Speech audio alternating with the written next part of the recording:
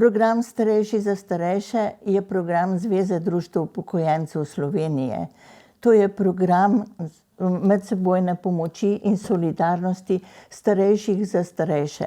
Izvajamo ga 17 let in v teh letih smo vključili v program 286 društev upokojencev po celem območju republike in seveda v njemu deluje 3550 prostovoljcev. V teh letih, kar izvajamo program, smo vključili več kot 200 000 uporabnikov, izvedli več kot 1 100 000 obiskov pri naših uporabnikih, organizirali več kot 600 000 pomoči in storitev, ki jih je prejelo več kot 120 000 naših uporabnikov. Naš program je poseben, je različen od drugih socialno-varstvenih programov, kjer se uporabniki pravzaprav javijo izvajalcem pomoči. Mi pa naše uporabnike poiščemo na domu, se z njimi pogovorimo, pri njih izvedemo tudi razgovor o njihovem socialnem položaju in kakovosti življenja. Naši podatki so zlata vredni podatki, ki lahko služijo ne samo društvom upokojencev za načrtovanje socialne politike, ampak tudi lokalni skupnosti za načrtovanje njihove socialne politike in tudi naši odločevalci na ravni države bi se naših podatkov lahko bolj upoštevali in uporabljali, kajti to so podatki, ki jih navedejo naši uporabniki sami. V Zasavski pokrajini so zastopana društva upokojencev Hrastnik, Dol pri Hrastniku, Trbovlje, Zagorje, Litija, Šmartno pri Litiji in Gabrovka. To predstavlja 7 društvenih koordinatork, s katerim koordiniram delo. Moje delo je povezano z DUS-om, njegove usmeritve izvajam preko društvenih koordinatork. Praktično sem na vrste podaljšana roka z DUS-a. Moramo se držati metodologij dela, usmerjam jih v delo s prostovoljkami, skrbim za izobraževanje prostovoljcev in društvenih koordinatork. Reklamiram delo programa Starejši za starejše pri državnih organih, na občin, v društvih. Zelo pomembna je naša povezava s centri za socialno delo, zdravstvenimi domovi, patronažnimi službami.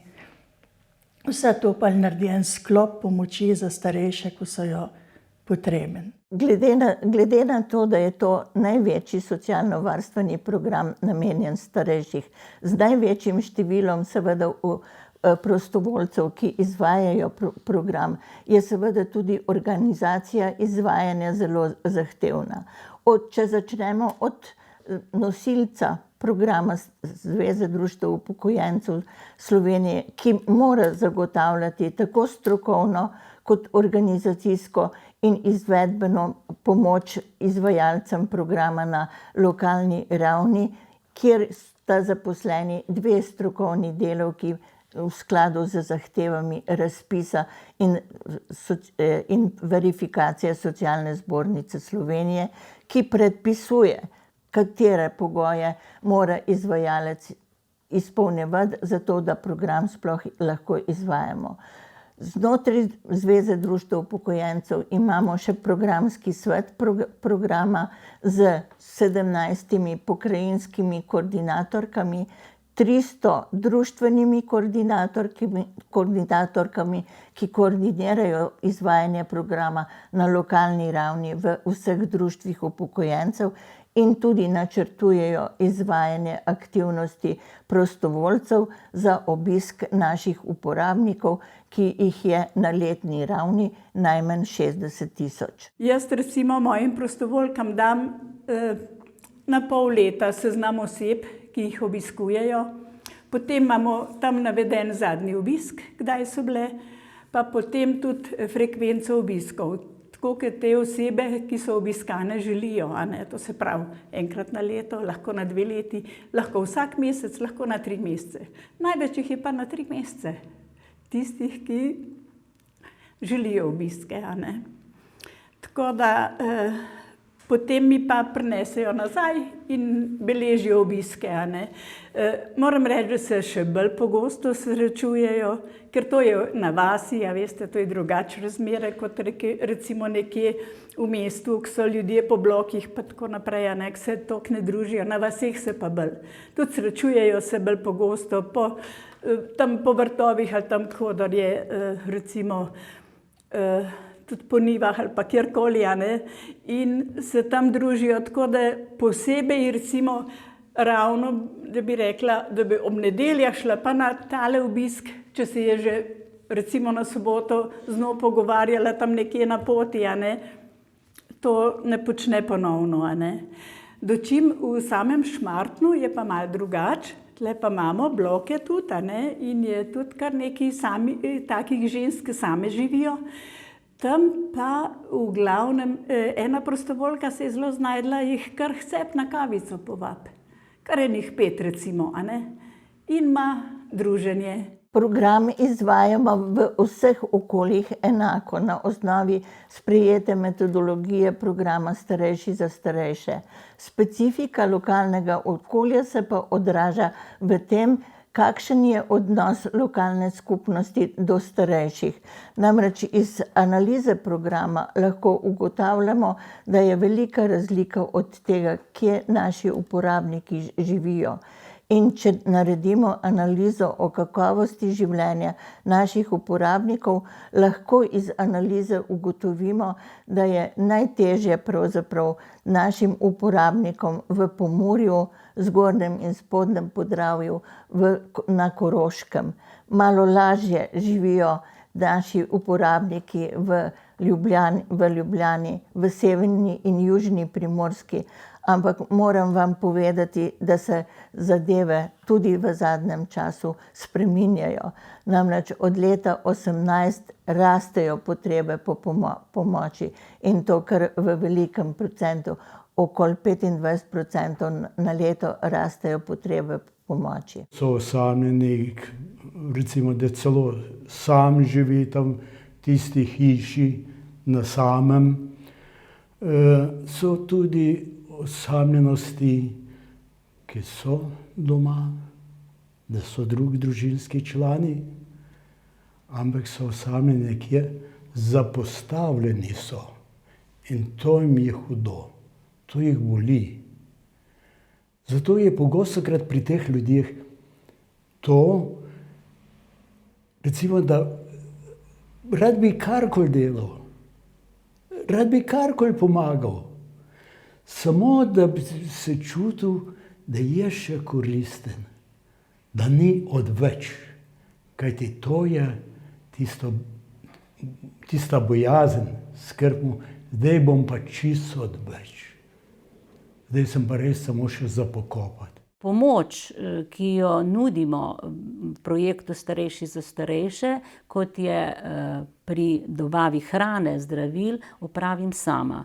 Vse ostale pomoči, ki jih potrebujejo krajani, pa jih predam, kot je finančno pomoč, zdravstveno nego, pravno svetovanje, pa poročam vodji našega projekta oziroma ustreznim osebam v okviru Društva upokojencev Novo mesto. Pri nas na terenu se največ recimo ravno to, ti prostovoljci ugotavljajo, da največ so problemi prevozov k zdravniku. Lahko pakete hrane dobijo, tu je veliko, sploh v Hrasenki. Imamo vsak mesec, razdelimo 50 paketov hrane Rdečega križa našim uporabnikom. In to jim s pomočjo gasilcev razvozimo domov, da jim je lažje. Tu je ena od teh oblik, ki je malo posebna za Hrastnik. Zraven tega je pa posebna za Hrastnik tudi, da se zelo trudimo vključiti starejše, da grejo od doma, da niso samo doma, ampak da se družijo, da lahko malo dobijo na svojo družbo. In tu smo naredili četrtkova srečanja. To je bila ena taka posebnost, ker smo v Mladinskem centru v Hrastniku, nam je bilo ponujen iz strani župana, da imamo prostore in smo se vsak četrtek dobili na srečanjih. Zdaj je korona malo okrnila, ampak mislim, da bo malo nazaj spet. In vsak četrt se nas je zbralo tam od 20 do 30, tudi starejši. Nabavili smo igre, miselne, šah, človek na jezice, karte. Enkrat na mesec smo imeli tombolo in to je bilo zelo lepo sprejeti. In maškarade smo rihtali. Lepo je bilo. Program se financira iz dveh, bom rekla, javnih sredstev, in sicer na osnovi razpisa Ministrstva za delo, družino in socialne zadeve, kjer so nas uvrstili v 7-letni program, to se pravi, je to naš trajni program, in pa seveda od FIHA, Fundacije invalidskih in humanitarnih organizacij, kjer zberemo 2/3 komaj potrebnih sredstev. Za ostala sredstva seveda moramo zaprositi sponzorje in donatorje, kar pa je, veste, da v teh časih vedno težje pridobivati tako sponzorje kot donatorje. Program bi za celovito izvajanje programa, kakršnega bi pravzaprav morali izvajati, potreboval približno 700 000 evrov sredstev. Zberemo jih maksimalno 400 000 in od tega je 2/3 javnih sredstev, ostalo pa so sponzorska in pa donatorska sredstva. Ker je v naši krajevni skupnosti preko 230 ljudi starejših od 69 let, je za obisk ene prostovoljke to zelo veliko, zato sem se močno trudila, da bi v okviru same krajevne skupnosti, tako na raznih srečanjih, zborih in tako naprej, pridobila čim več prostovoljcev. Vendar, ko ljudem predstaviš, kakšno je to delo, bom rekla, enostavno nihče ni pripravljen pomagati, delati in upravljati to prostovoljsko delo. Povprečna starost naših prostovoljcev je 70 let in večina teh prostovoljcev so tisti, ki so vstopili ob vstopanju društev v program. Mlajši upokojenci nekako ne vidijo izziva v prostovoljskem delu in jih je zelo, zelo težko privabiti v to. Ne zavedajo se, da je pravzaprav prostovoljstvo nekaj lepega. Res, da veliko daješ, ampak tudi veliko dobiš. Kajti pogostokrat potem, ko si brez službe, ko si upokojen, je nekje ena praznina, ki ne veš, če bi jo zapolnil. Se jo s hobijem, pa s tem, pa z materialnimi stvarmi, ampak to je pa ta človeška plat. Človeška, za človekovo notranjost, za mojo notranjost. In tukaj se jaz polnim in bogatim in nikoli me ni žal, ko grem na obisk. Zmeraj sem hvaležen njim in samo sebi, ki sem šel. Če ocenjujemo stanje po sedanjem stanju in če ocenjujemo o pripravljenosti države na to, kako se staramo v Sloveniji, koliko časa sprejemamo zakon o dolgotrajni oskrbi, ki naj bi nekoliko olajšal in prinesel seveda priliko za daljše življenje starejših v domačem okolju. Vendar pri tem ne smemo pozabiti, da bojo te storitve potrebno tudi plačati, da jih ne bojo vsi upravičeni do teh storitev.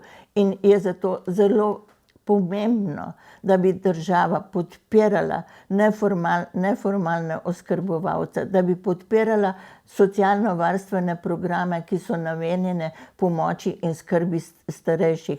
Namreč čez 15 let, če se ne bomo pripravili, bo to velik problem. Saj vemo, da že danes primanjkuje oskrbovalcev tako na programu pomoč na domu, kot tudi v institucionalnem varstvu, in da priprave in, bom rekla, priprave, kako zagotoviti potrebno število manjkajočega kadra, ne kažejo prav velikega uspeha. Pri vsakem obisku, ko sem vprašala, kdaj lahko vas spet obiščem, je bilo rečeno, kar jutri pridi.